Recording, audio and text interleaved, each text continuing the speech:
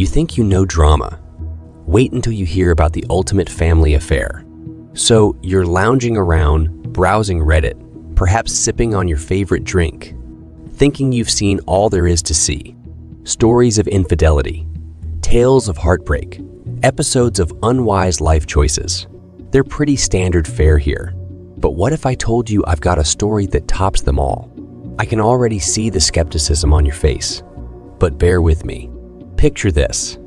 A young woman, freshly graduated, just starting to taste the freedoms of adult life.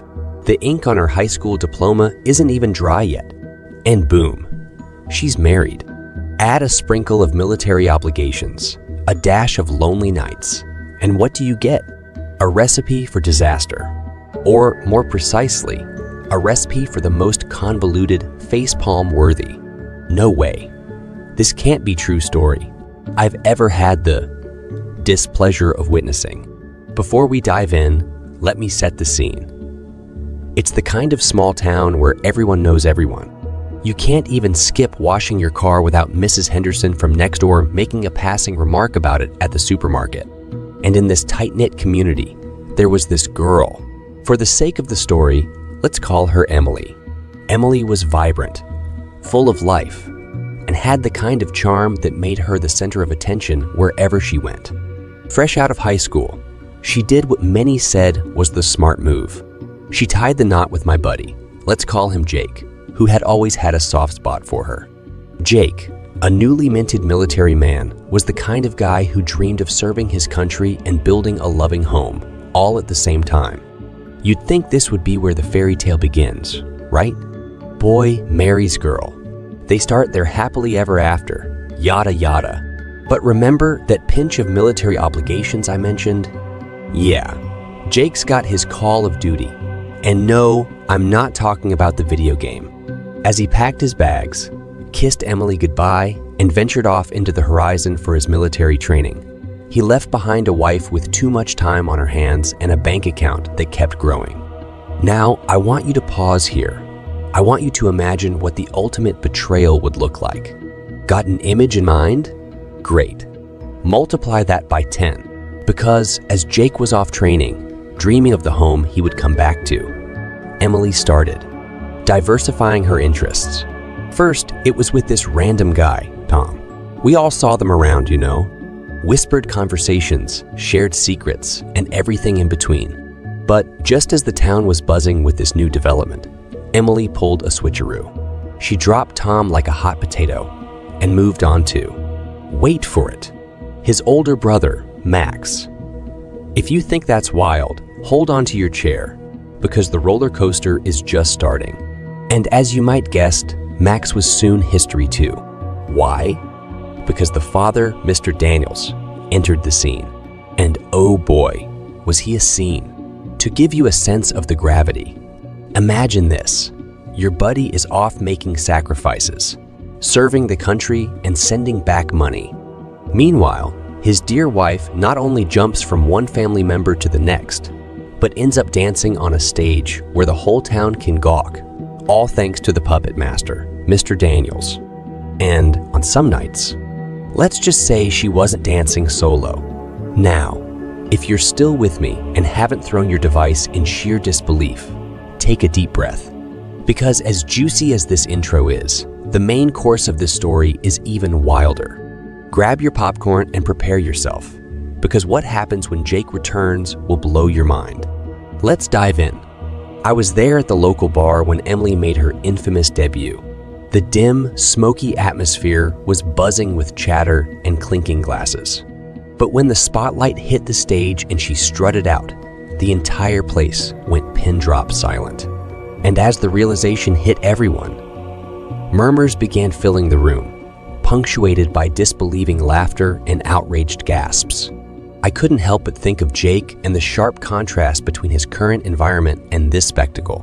Mr. Daniels, however, sat at the bar, a smug grin plastered across his face.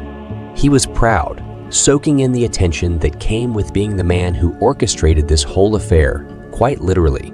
Some nights, he wasn't content with just the show at the bar. He'd host after parties at his sprawling house on the outskirts of town. Rumors circulated. stories of wild escapades, and Emily was always in the thick of things, surrounded by admirers and other dancers. One evening, I bumped into Tom and Max at a local diner. It was an awkward encounter, to say the least. They sat hunched over, deep in conversation, their brows furrowed. I decided to approach them, my curiosity getting the better of me. "Hey," I began tentatively. "How are you guys holding up?" Tom looked up, his eyes red. "It's not just about Emily, you know. It's the fact that she's now with our father." He choked on the words, struggling with the weight of it all. Max sighed deeply. "This has torn our family apart. Our mom left Dad because of this, and our sister won't even talk to him anymore. Every family gathering is a nightmare." I nodded, understandingly. "And Jake? Has anyone been in touch?" Tom shook his head. "He writes to her, all lovey-dovey stuff. I think she replies with lies, because he doesn't seem to have a clue. It's heartbreaking." Weeks turned into months. Emily's fame, or rather infamy, grew. She was now the main attraction at the bar. Posters of her adorned the town, and tourists even began to show up, having heard whispers of the scandalous dancer and her outrageous life story. Meanwhile, letters from Jake continued to pour in. Tom, ever the meddler, managed to get his hands on one, thanks to a friendly postman equally concerned about Jake's well-being. The letter was filled with dreams of Jake returning home, of the beautiful life he envisioned for himself and Emily, of the kids they would have, and the trips they'd take. It was a stark contrast to the reality everyone but Jake seemed to be aware of. The weight of the secret became too much for some. I remember the day when Mrs. Henderson, our nosy neighbor, driven by a mix of genuine concern and the desire for some juicy gossip, decided to pen a letter to Jake herself. She detailed everything: Emily's relationship with Tom, then Max, and now the mind-boggling affair with their father. How Emily had become the talk of the town, and not in a good way. She painted a vivid picture, ensuring Jake would have no doubts about the reality of the situation. The tension in the town was palpable as we awaited Jake's return. Whispers filled the air, speculating on what he would do. Would there be a confrontation? Would Jake seek revenge? Or would he simply pack up and leave, putting this dark chapter behind him? As the D-Day approached, Emily's demeanor changed. Gone was the confident, carefree girl replaced by a nervous wreck. She stopped dancing and was often seen at the edge of town, looking out into the horizon, as if hoping to catch the first glimpse of Jake. The brothers, Tom and Max, were fraught with guilt. They had become pariahs in their own family and the town. Their once close bond was now fractured, both grappling with the role they played in this sordid tale. Mr. Daniels, however, was unfazed. And then, one fateful evening, a familiar car rolled into town, heralding the return of Jake. The car engine echoed through the nearly deserted streets, causing onlookers to peer through windows and around corners. Jake stepped out, his silhouette unmistakably changed. Broader shoulders, a graver look, but with the same gentle eyes. His uniform was crisp, and he carried with him an air of authority, juxtaposed with an underlying vulnerability. His first stop wasn't his home. It was the bar. Perhaps he had heard whispers, or maybe he just needed a drink to brace himself. As he walked in, time seemed to stand still. Heads turned, conversations ceased, and all eyes were on him. He ordered a whiskey, downed it in one go, and then turned to leave, but not before his eyes caught the stage. The empty pole, the hushed whispers, the posters of Emily lining the walls. Without a word, he walked out. Next, he went to Tom and Max's place. They had been preparing for this moment, rehearsing apologies. But when faced with the man, words escaped them. Jake, with tearful eyes, simply asked, "Why?" Tom stuttered. We messed up. She moved on from us too." Max added, "We're so sorry, Jake. We never intended for any of this to happen." Jake nodded, the weight of betrayal evident in his posture. "I trusted you both, I loved her. But I guess love means different things to different people. His final stop was the house he had once envisioned as a future family home. There, he found Emily, a shadow of her former self, wringing her hands nervously. She began to cry, words pouring out of her in a desperate jumble of apologies and excuses. But Jake, with a weariness that seemed far beyond his years, silenced her with a simple raise of his hand. "I read the letters," he said calmly, "from Mrs. Henderson, from others. I know everything." Emily sobbed. "I'm so sorry, Jake. It all spiraled out of control." Jake took a deep breath, looking around the house filled with memories. "I came back hoping there was some lie, some misunderstanding, but the truth was even more unimaginable than the rumors." Without another word, he packed a few belongings into a bag. As he walked out the door, he paused. "I loved you, Emily.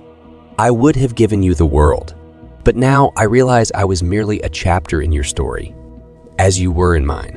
It's time to turn page." The following weeks were a blur. Jake sold the house, donated most of the money to a local charity, and rumors spread that he had re-enlisted for another tour of duty, hoping to find solace in service and distance. Emily, broken and ostracized, left town, seeking anonymity in the bustling streets of a city where no one knew her name or past. Todd and Max, their bond irreparably damaged, drifted apart. And Mr. Daniels, he remained unchanged, a constant reminder of the scandal that rocked our small community. As for me, well, witnessing the events unfold has left me pondering about the fragility of relationships, the choices we make, and the irreversible consequences they bring. In a town where everyone thought they knew everyone, we realized we hardly knew anyone at all. So, dear Reddit community, I share this tale with you, not for pity or shock value, but as a reflection on human nature, on mistakes, redemption, and the paths we choose. I find myself asking, in Jake's shoes, what would you have done? How do we move on from such profound betrayal? And how do we find the strength to forgive, if not forget? Seeking your insights, wisdom, and perhaps similar tales of human folly and resilience. This story is over. What do you think about the story? What's your tips? Leave your thoughts in the comments below. And if you have any similar experiences or stories to share, we'd love to hear them. That's all for today's story. If you enjoyed this video, don't forget to hit the like button, share it with your friends, and subscribe for more deep dives into the intriguing world of human experiences. Stay curious, and we'll see you in the next video.